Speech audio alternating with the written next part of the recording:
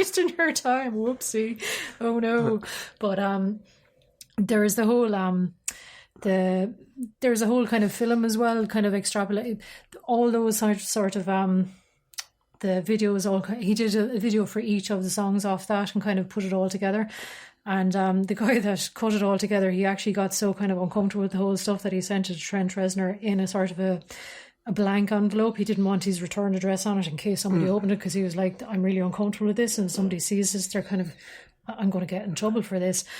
And Trent Reznor at the time kind of looked and he went, this is actually a little bit, we're pushing it a bit too far, we're sailing too close to the wind, this is too uncomfortable, I'm not going to release this. Because at the time as well, he had actually rented, we'll talk about this further when we're talking about Closer and all, the Downward Spiral and all the rest, renting the Tate Mansion to record it in. He'd actually rented the Tate Mansion at this stage as well, so he's kind of like between... But they ended up buying it then because they were like, hey, it'd be cheaper to buy it than fucking rent it. Yeah, so they'd actually rented it at this stage as well, between sort of the Broken and Fixed, and they started recording there, and like between this and this film and all of this, we're starting to get to the stage where we're kind of like, we're doing thing just for, people are going to say we're doing thing just purely for shock value, so maybe we don't release this whole film, we'll just do the 1 or 2 videos like Happiness and Slavery and all the rest, we'll leave it at that, because people will look at this and they'll go, who the fuck is this fucking psycho? Just let it be.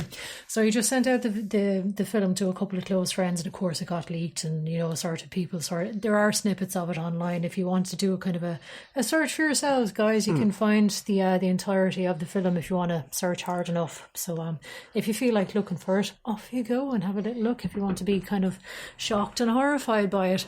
But yeah, he was he did win the Grammy, as he just mentioned, for a song that contains the word fist fuck, and I don't think that is anything that anyone else can lay claim to. That he actually, apart from Dolly Parton, of course, yes, but he did mention it himself once in an interview. He was kind of going, yeah, they're going to put that on my tombstone.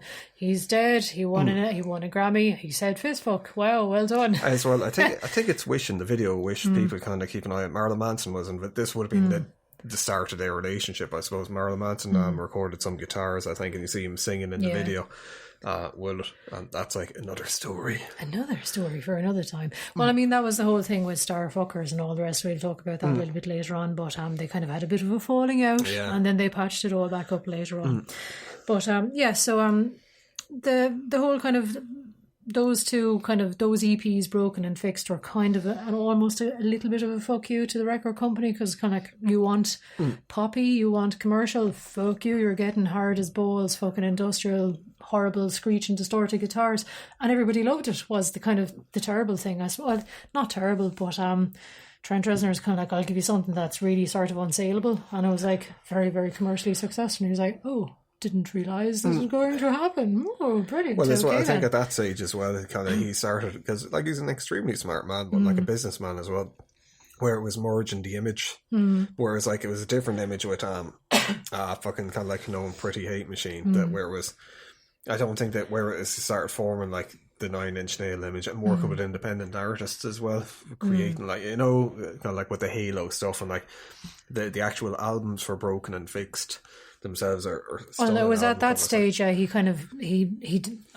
as he refers to it himself, he basically put on a stark raving lunatic act, so he could actually get out of sort of the clause with the record label, and went over to sort of his old, as he calls it, his own vanity imprint, sort of Interscope Nothing and all that kind of stuff. So he kind of managed to get himself out. He refers to it back as being sort of almost slave traded away, which is a terrible way to phrase it, but that's how he felt about it at the time. It was like, got out of the record deal with TBT and went over to sort of Nothing, Interscope and all that kind of stuff. So he got out of one kind of shackles into another form of shackles, but it was like, well, okay, I'm slowly coming out of where where I didn't want to be, to where I'm slowly getting a little bit more creative independence, etc., etc. And that's something he seems to sort of battle with throughout his whole career. He just wants creative independence, to be able to interact with his fans the way he wants to do, to release his music the way he wants to do. And that's what he eventually gets around to being able to do a little bit later on in his life. So I suppose from there we'll talk about the Downward Spiral. in But the more Downward detail Spiral later would have on. been the album that would have basically their biggest album. Yeah, absolutely. With and kind of like their songs like Everyone Will Know Hurt and kind of like Closer Most as well. people will know Closer. They were like the popular big ones, the big bangers. that kind of like made it. And then sure, of course, as well around that time they played at Woodstock, which they ended up getting even wider known for. That was but they kind of notoriety. exploded around that time, and he's kind of like it was.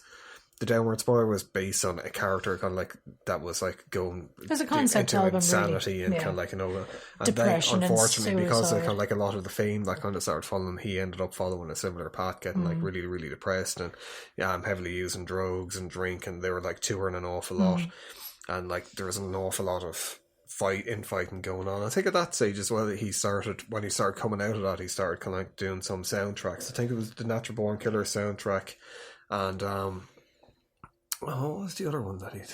Well, there was like the one that appeared on The Crow, but I think that was actually going to be a B-side on a single, the cover of the Joy Division song. What was it they keep calling? Dead Souls, yeah. And then went into... That's when he needed to take a break to get his fucking head back together. And then he pretty much disappeared. Like they were at the peak of their career, and he pretty much disappeared. Yep, for quite some time, and eventually then came back with The Fragile, basically, which was a double album, which is kind of, it's always an unusual thing when artists kind of pull the old double album thing, and it was very much a kind of an album of two halves as well. It wasn't commercially as successful as The Downward Spiral, but that was something that wasn't going to be repeated. I think people kind of thought, oh, well, he's after... That they were looking at it like a pop career, whereas with a lot of people, he kind of needed to release another album quick. But if you're an artist, that happens when it happens. Exactly, that's it. So huge hiatus and all the rest. But I mean, it's fairly common for like metal. I mean, look at Tool, look at anyone like that. It's like 7 years in between. If your fans are there, and they'll wait for you, and they'll buy it and all the rest. I remember at the time when it was being released, reading an interview with him in Guitar World just beforehand, and he was like the work that he put into it, and he was like, I kind of like there were some tracks on that had like 27 guitar tracks on it, and so it was a massive undertaking, but as well he was probably going through a difficult point in his life, coming through it, and kind of like he was thinking, and as well after you have a massive life-changing, altering experience, it's very hard to follow. That's it. I know, if you're a normal person, stuff like that has to just fucking most normal people, it alters them significantly. It takes a while to get your life back on track. I mean, for an artist then to actually kind of write, okay, I've got to bare my soul, I've got to come up with lyrics that people are going to be looking at really hard, interpreting, they're going to be talking about online, people are going to be pulling apart, people are going to be dissecting, critics are going to be shitting all over, it's going to be out in the public arena. As well, I think it's even harder when you're at that point where you're critically acclaimed and you got everyone. I'm thinking during that period as well is when he started kind of like doing side projects as well, where I think there's a Tapeworm maybe around that point. That didn't really work out, which was it was about 9 years solid in the studio of off and on time trying to get stuff together. He did stuff with David Bowie as well over that period. There was like the odd single, well not single, but kind of like bits and pieces done over that, but there was nothing kind of massive. 1999, and like between 93 and 99, that's a fair fucking break. Kind of for a chunk. So it's, and then kind of the Fragile. And I mean that album, there's such a wide variety of musical styles on that album. You have the usual angry industrial music, like Starfuckers is like as angry and it's sort more of drum like and bass as well. Yeah, exactly. Yeah, there's like just pure noise. Which was about Starfuckers is about Marilyn Manson. He was after falling out with Marilyn Manson at this stage when he basically did Antichrist Superstar.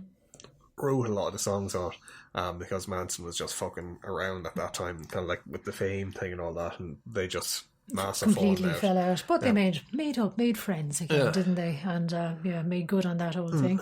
And then you have something as sort of like absolutely sort of heart-achingly beautiful and stripped back as like Le Mer, which is just pianos and vocals, and there that's was way more much instrumental kind of piece in this. I think this is when you start seeing him turn into more of a kind of a thing of what he is now, compared to kind of like some of the music that he would have done on soundtracks like The Social Network and Gone Girl and Watchmen. You can see that forming in absolutely that's this period of his kind of career. But there's like some absolute fantastic tracks on this. There's so much to pick from as well. I suppose that's probably maybe what confused people as well, because there is such a wide range and variety on this. It's hard to nail down as an album. You can't just go, oh yeah, another industrial album, or oh yeah, this one is, it's very hard to put it into a niche. It's its own animal. It's very different from the very Downward Spiral unusual. as well, yeah. I didn't like it. Well, I liked it, but I was just like, but this is, I don't know what to make, because it's not as heavy. That's it. There's an awful lot of soft melodic and an awful lot of introspection going on as well. And it's, if you are coming into this expecting, whoa, angry young man, you're not getting that. You're getting angry at times, but you're getting an awful lot of regret. You're getting an awful lot of introspection. You're getting an awful lot of sadness. There's an awful lot of that kind of stuff going on as well, which if you're coming into this expecting to be able to scream your face off, you're not getting. I think that's the thing that kind of like he had with, say, similar to Metallica as well, where Metallica had people, they're going soft and they're doing this and that. People of a certain age would grow, it grows with you, because like, you can't I like Slayer, but fucking hell, I can't listen to this like the same way that I could when I was 15, like 25 years ago. Whereas with 9 Inch Nails, kind of like as the music evolves, it kind of feels exactly, like you're grown. That's the thing. I mean, like he's aging. He's X amount of years old, maybe 10 years older than us or whatever. So as he ages and grows and has life experiences, you kind of grow with the music as well. So you relate to it at certain periods of your life. So obviously he's not going to be fucking 27 years old and fucking raging with the world forever. He's obviously going to grow a little bit and all the rest, and we'll get to that. We'll get to, obviously nowadays he's married with kids and he's got a different perspective again. We'll get to that later, but like obviously he'll have these different experiences. You're going to mellow a little bit. Well, at that period as well, he was still kind of strung out on drugs, and I think it was on the tour and then again that everything started really breaking down, wasn't it, with all the rest of them on it, and kind of like then it was another 5-year break. And then came back with Teeth and a whole new group and that of was people. He'd properly gone into rehab in that stage as well. He'd had a proper heroin overdose at that stage. He'd been on tour, and I think it happened in London. He had a proper serious heroin overdose, and he was like, "Fuck my life! I need to get myself sorted." Went and got himself sorted. Did a proper introspection, and like. He said since, he was like, I'd rather not have lost 10 years of my life to like, addiction and all that kind of stuff. But he was like, rehab makes you look at yourself in a way that if you don't have to do it, you never actually really look at yourself that hard normally as a normal human being. And like he was like, you get to know yourself and you get to know a lot of things about yourself, and you actually come out the other side quite a stronger person with knowing a lot of things about yourself. And he kind of cleared house with the band then, because they were all, they were like heroin, but like they were like still into the partying phase and all that was kind of like where I suppose kind of like say maybe 9 Inch Nails Mark II kind of came about, where there was a lot of people that came in at that stage that are still there now. Yeah, and they're just more serious musicians. I don't mean that disparagingly against the older crowd or sneeringly against the newer crowd that they don't know how to party, because that's terrible. Heavier, these seem to be kind of like more kind of musicians. Yes, noodlers or whatever. Yeah, exactly. Like, I mean, you've the likes of Alessandro Cartini and stuff like kind that. of like Fanny. I because we recorded the other bit before this, forgot to mention him actually for a recommendation. It's more kind of people that he uses more Bucala stuff than synths, and it's more bleep bloop music, but he's a big kind of like impact on I know, like, especially with the live show now, and he does a lot of different he's a musician kind of a thing.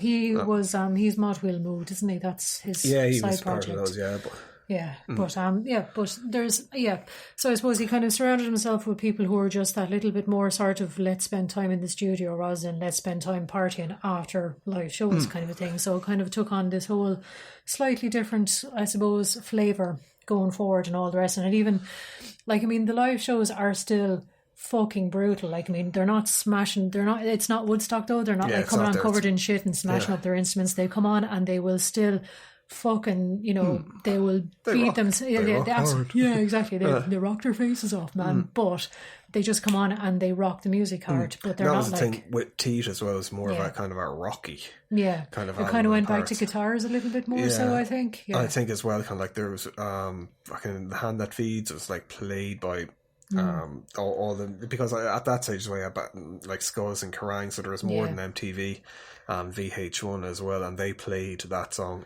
a lot.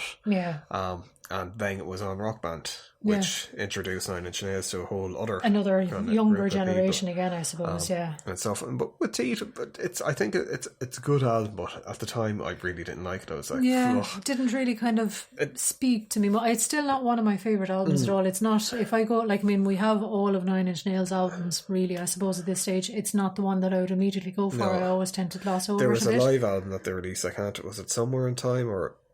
With You in Time, With I You, think. but I was like the second. There was an EP with that, which Beside You in Time. Sorry, that's where what it was. I thought the songs that were on the EP were they were kind of like B-sides and stuff, were more kind of like 9 Inch Nails. I kind of prefer those, but as well, there's a few. I mean, with Teeth, there's a few really, really good songs off that are still played live, and they're absolutely spine tingling when